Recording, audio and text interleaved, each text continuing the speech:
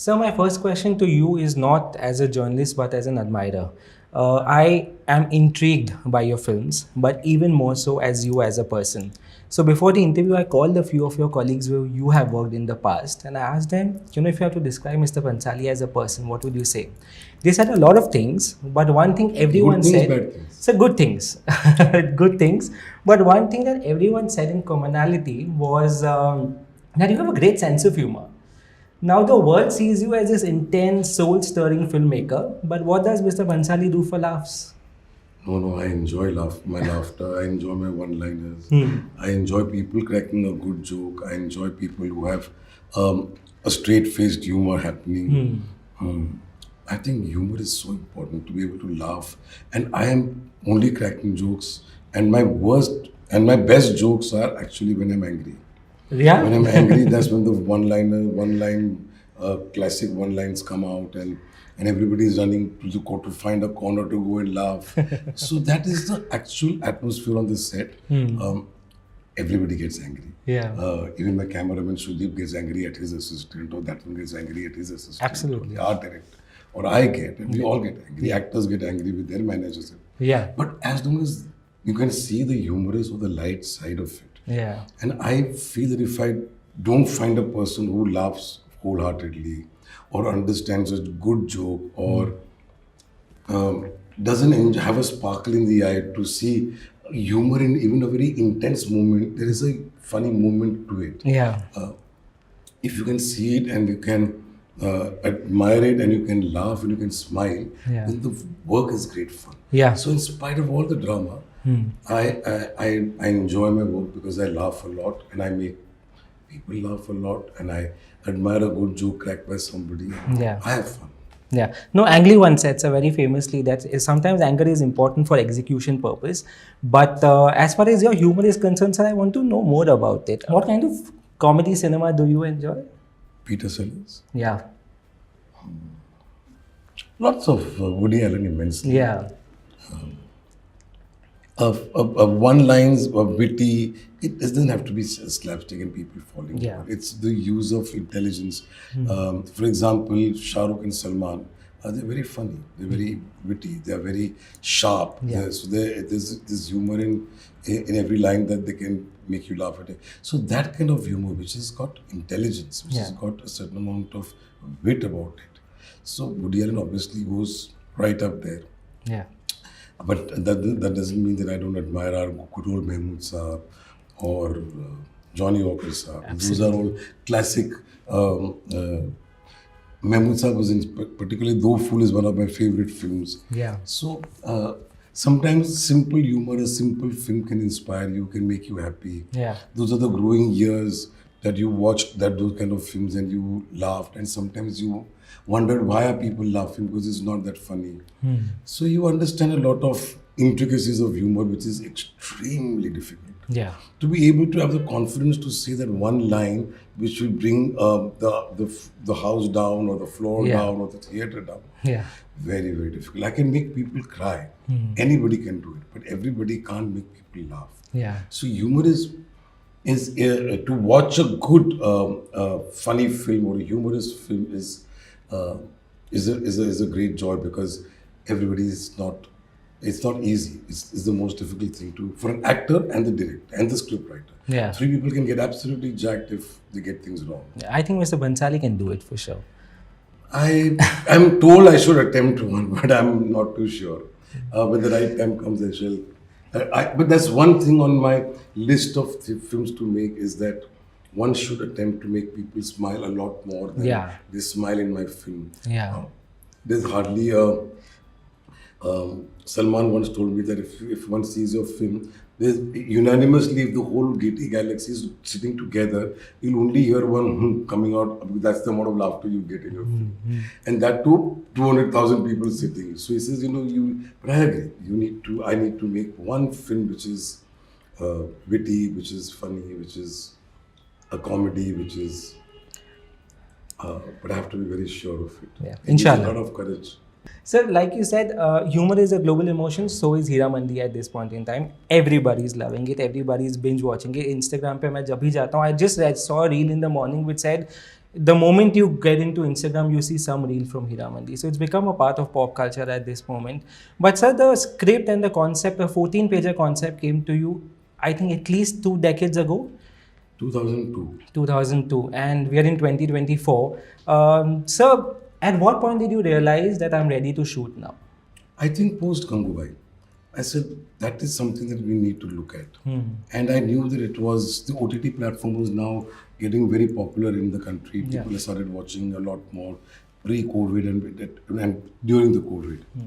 So that is the time when we said, a little pre-COVID, that we started the conversation that this is the subject that needs to be made in a larger, it needs more time, it needs length. Yeah. And therefore the OTT platform is the right place. So we spoke to Netflix and I met Ted Charandos, and within 10 minutes we agreed to do the show. Yeah.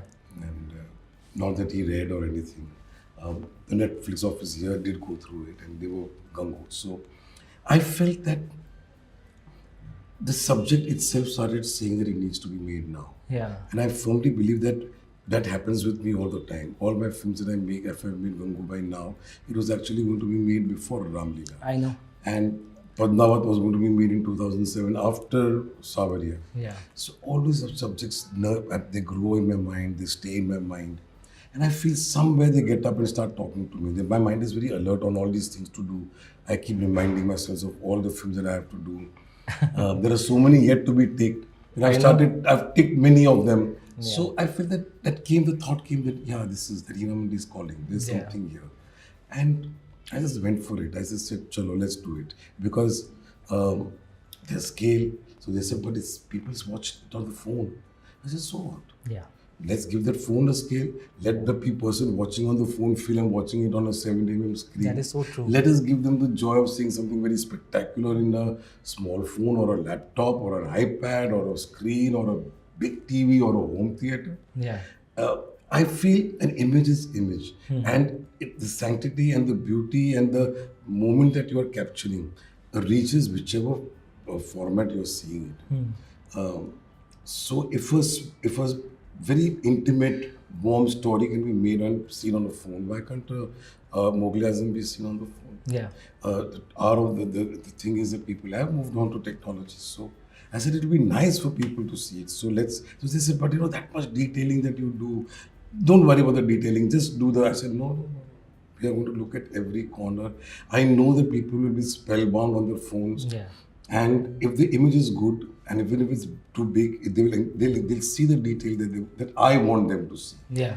So that much faith in my audience, that much faith in the fact that technology does not limit you, but it opens up. Yeah. Can you imagine? Avinash, now my film is being seen in 190, Heeramandi is being seen in 190 countries. Yes. Would my film be seen? A series is seen. My work reaches so many more people. People are excited all over the world to see it at the same time. It's a great joy for any artist for his work to be heard, or a musician for his song to be heard, or a singer, or an actor to be seen, or a filmmaker to be otherwise.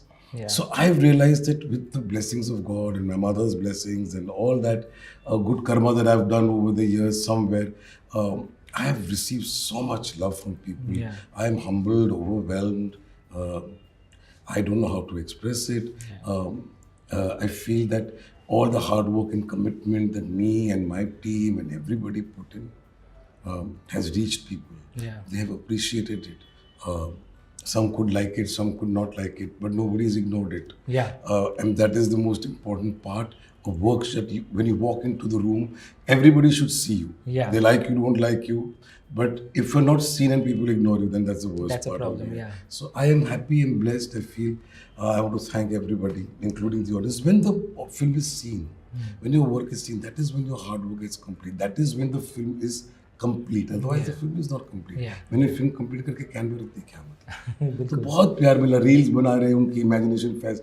वो tickle कर रहा है. They want to play the courtesans. They want to dance to the songs. Yeah. That music, which I thought may not necessarily cut through this time when music is of a different kind today. Yeah. And this is very classical. This is in the time of Pakistan, Mughal, that kind of music, semi-classical, thumris. and the youngster is lapping it up. So people have always misled us saying कि आज के लोग ऐसे सुनेंगे नहीं. And the way it is cutting through people, the way it is reaching youngsters. Why are we saying they're the most intelligent human beings on earth right now? They're technologically savvy, they're intelligent, they're seeing content from all over the world. And how nice for them to see something which is from India and sounds so Indian, and they will lap it up. So we blamed the audience unnecessarily कि उनको समझ में नहीं आएगा, उनका test बदल गया. Test तो हर किस्म का, वो हर किस्म, वो म्यूजिक भी सुनेंगे, ये म्यूजिक भी सुनेंगे, कोई दूसरे किस्म का म्यूजिक है वो भी सुनेंगे. तो ऑडियंस को आप प्यार दो, आप अपनी जो आपको कुछ नया देना है वो दो, और वो लोगों को मजा आएगा. In the time when edgy series, kill murders and dark stories and overtly sexual explicit scenes are there, suddenly this comes in as a breath of fresh air because it's clean, it's very suggestive, nothing is over the top. There's a delicacy with which you can see people lap it up. They said, this is also too boring for people. No, they're loving it, they're enjoying it. They're all loving it. So God bless all of us who have worked, and thank him and thank the audience. Yeah. But sir, I remember, like you mentioned, there are so many films that you wanted to make, and you once I remember you said it in an interview, there are 6 dream projects that I have. 2 are made, which is Black and Bajirao Mastani. And I'm supposing Heeramandi will be the 3rd one. So is Sahir and Inshallah and all of that the 4th, 5th and the 6th project now? So as the 4th, 5th and 6th unfold, you will get to know. Right now I can't. I really don't know what I'll make, when I'll make. It's a very spontaneous decision. I'll be making Gangubai, and suddenly I put the script down and said, no, Ram Leela. So I'm suddenly making Inshallah, and I said, no, Gangubai. So I feel that it's about the inner calling of the filmmaker, the inner calling that comes from deep down, that ye banao. Because then I'm full on onto the project. Then I'm into the film. I'm making it like it is me. My soul has to survive. Us kisam ki commitment. It's with everything. So I can't make a film with because it sounds good on the paper, or it's a good cast, or it's got it has to come from deep within to want to make the film. So what I'll make? Sir, जो भी बनाइएगा, please बनाइएगा. That is all my request as a fan. काम के बगैर तो रह नहीं सकते. Now, like right now, I'm jobless, so I'm very upset. I'm always angry about something because I have no work. I have no studio to go to. I have nobody to tell something to do. I have no work to correct it or fine tune it or chisel it. So I cannot live without work. And being in the studio is. They keep asking which is your favorite city in the world, and for me it is Film City.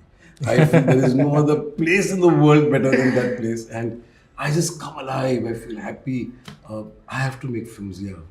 Yeah, please do. Keep making. Please do. So there's one specific relationship in Heeramandi that I want to speak to you about. That since I've seen all your work, even the ones you've written, I want to ask you this. In Heeramandi, your relationship came after many years, probably after the first initial Hum Dil De Chuke Sanam, Devdas and Khamoshi. Probably I saw father-child strained relationship, which was in Tajdar and the father.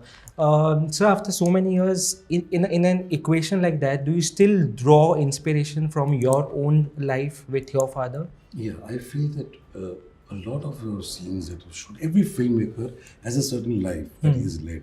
And all the impressions of whatever he's gone through, or how he's reacted, or what he's suffered, or what he's enjoyed, or what he has loved, or what he has achieved and not achieved, everything becomes a part of how you react.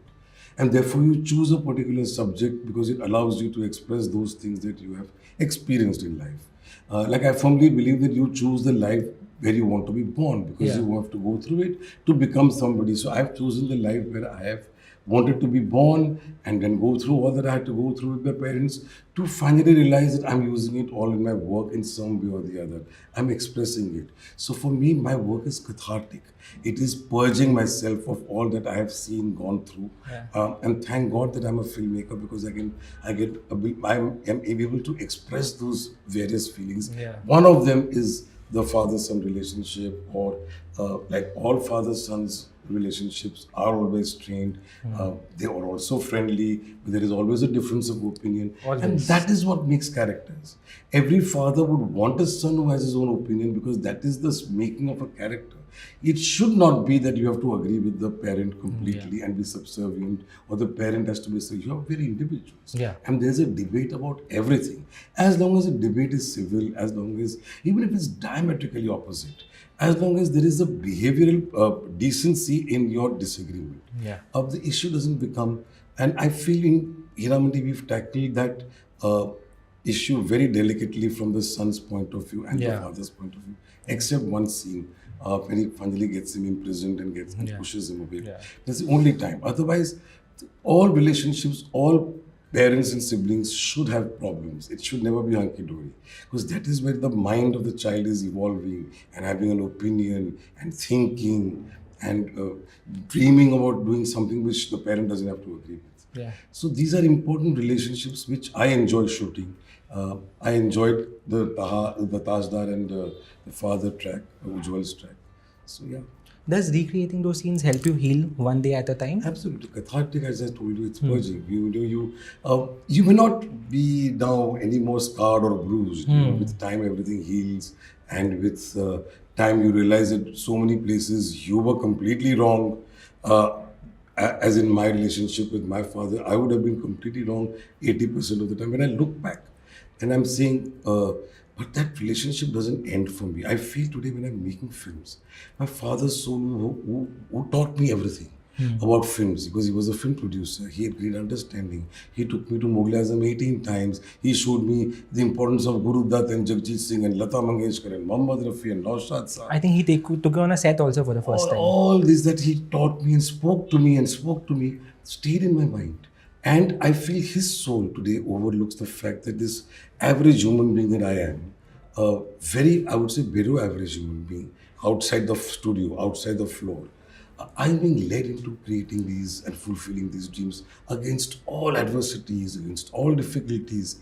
There is some guiding force. That guiding force is him. Yeah. And I strongly feel the presence of, every human being, if you invoke, you have your creative angels or guardian angels. I also feel creative angels are very, very important. Yeah. So I have a lot of them.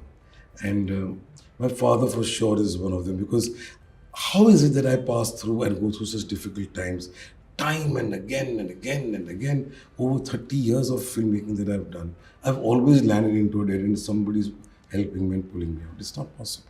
Yeah. So I've achieved his dream of making that big cinema. Mughal-e-Azam, V. Yeah. Shantaram, Mehboob Khan, Raj Kapoor, you should Asif. think like that. K. Asif Saab.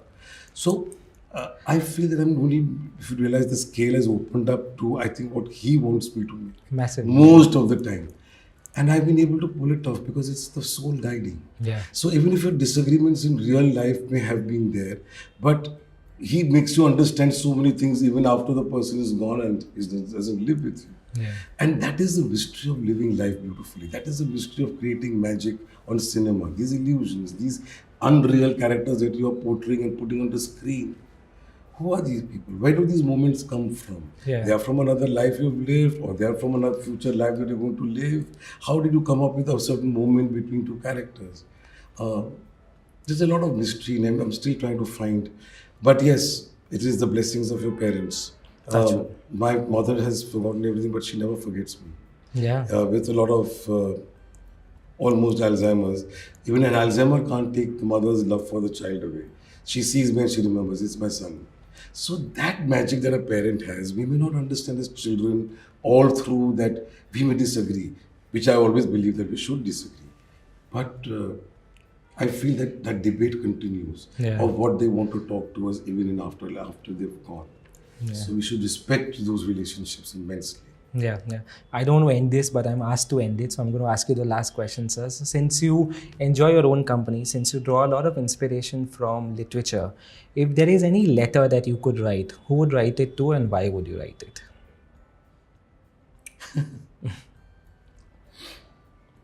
It would be a letter to myself. What would it say, And sir? why would I write it is a long answer and cannot be answered as a last question that you have asked me. Oh, God. But I'm always writing to myself.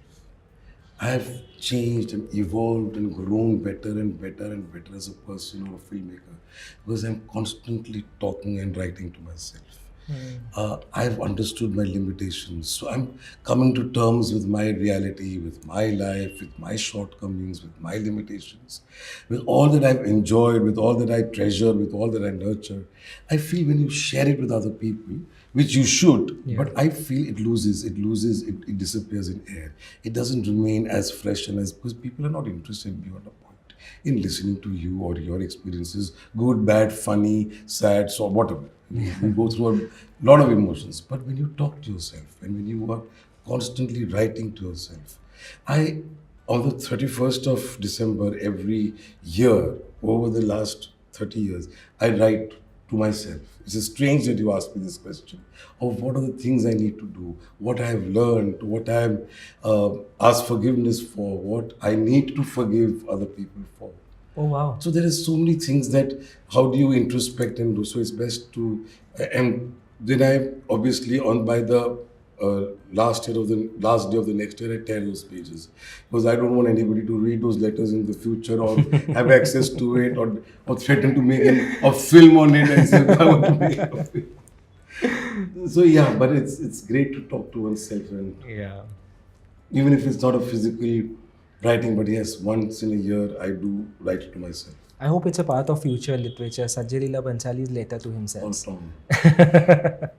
But sir, a fan always will continue to be. I can't wait to see everything else you're doing in the future. Thank you so much for this 15 minutes. It means the world to me. Thank God you. bless.